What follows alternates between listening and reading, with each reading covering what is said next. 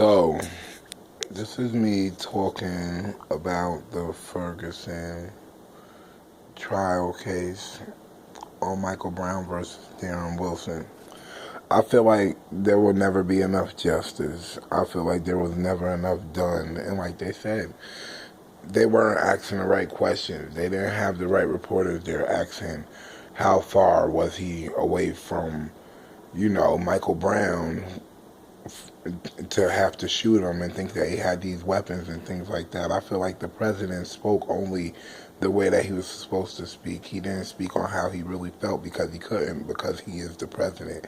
And he can't just take care of his minority people. He has to speak on everything, and he has to follow the justice system. But what he did say was he did urge people in Ferguson that was protesting to be peaceful. I don't understand how we see anything being peaceful out of this, because you have people with their emotions is really in this. This is a person that, probably didn't get the justice that was needed. And, it's crazy when the justice system is only based upon all these things and laws and procedures. And how can we follow a procedure when the people that's supposed to protect us is not following the proper procedures? And how will people rioting affect the problem? I feel like the people rioting will affect the problem drastically, because with a riot, it's not going to do nothing but start a war. Something that we can't even.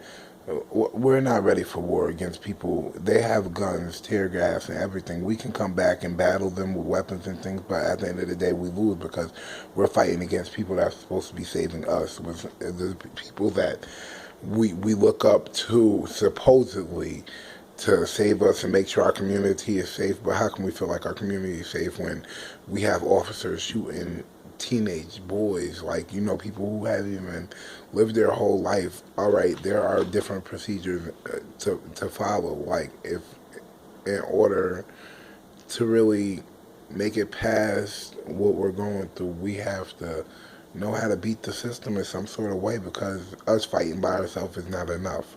Not even having a black president is enough. Was the way the police handled this matter necessary? I don't think that. I think that they don't have a choice, because these people are outraged. There's no telling what people are going to do. They're out there in Ferguson burning up police cars and trying to flip over cars and things like that, which is going to escalate the riot. And they don't understand that nothing good is going to come out of this. It's going to lead to people being hurt, people being killed. Bad enough we already don't trust police. Like, well, I can't say we, because it is people who do, trust police. But when you live the life every day, seeing people being provoked and yelled and cursed at in such a way that our special forces should not be talking to one another, or at least greeting, like, I don't see how this is going to really work. I'm willing, you know, to try to help if I can, but I know me as one person will not be able to. We have to come together as one. And how did Michael Brown family feel about the verdict? Of course they were hurt. That is somebody that they can't get back in their family. That is a mother hurt, scorned for life because she can't get her son back. That is a father that never can have a conversation and talk to his son. He had to bury his son. You know what I mean? Say his last goodbyes, which this officer still gets to go home to his family like nothing ever